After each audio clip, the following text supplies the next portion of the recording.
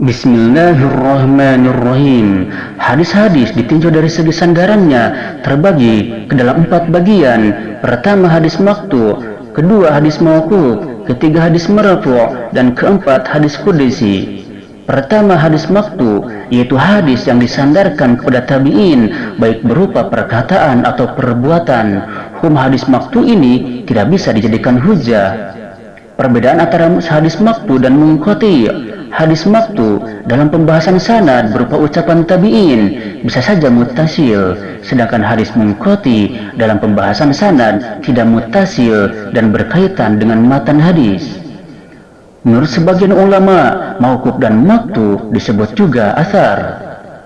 Contohnya, perkataan Ibnu Sirin, sesungguhnya ilmu ini adalah din, maka perhatikanlah dari siapa kalian mengambil ilmu kalian.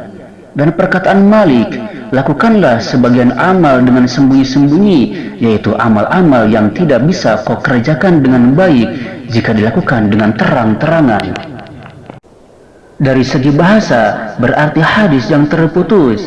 Para ulama memberikan batasan maja'a an tabi'i min qawlihi aw fi'lihi mawqufan 'alaihi sawa'un ittasala sanaduhu am la. Ialah perkataan atau perbuatan yang berasal dari seorang tabi'in serta dimauqufkan kepadanya, baik sanadnya bersambung maupun tidak. Contohnya ialah perkataan Haram bin Jubair, seorang tabi'in besar. Ujarnya, al-mu'minu idza arafa rabbahu azza wa jalla ahabbahu wa idza ahabbahu aqbala ilaih. Orang mukmin itu bila telah mengenal Tuhannya azza wa jalla, niscaya ia mencintainya, dan bila ia mencintainya, Allah menerimanya.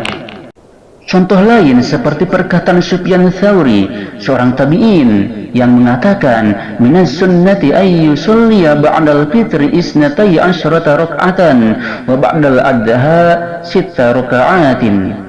Termasuk sunat ialah mengerjakan sholat 12 rakaat setelah sholat Idul Fitri dan 6 rakaat sehabis sholat Idul Adha. Asy-Syafi'i dan At-Tabarani menggunakan istilah maqtu untuk munqati. Tetapi sebenarnya ditinjau dari segi istilah, memang kedua-duanya mempunyai perbedaan, sebab suatu hadis dikatakan dengan munqati dalam lapangan pembahasan sanad, yakni sanadnya tidak muttasil, sedang untuk hadis dikatakan maqtu itu dalam lapangan pembahasan matan, yakni matannya tidak dinisbatkan kepada Rasulullah SAW atau sahabat radhiyallahu anhu. Apabila para muhaddisin mengatakan ini hadis maqtu, maka maksudnya hadis atau khabar yang disandarkan kepada tabi'in, baik perbuatan maupun perkataan, baik muttasil maupun munqati'.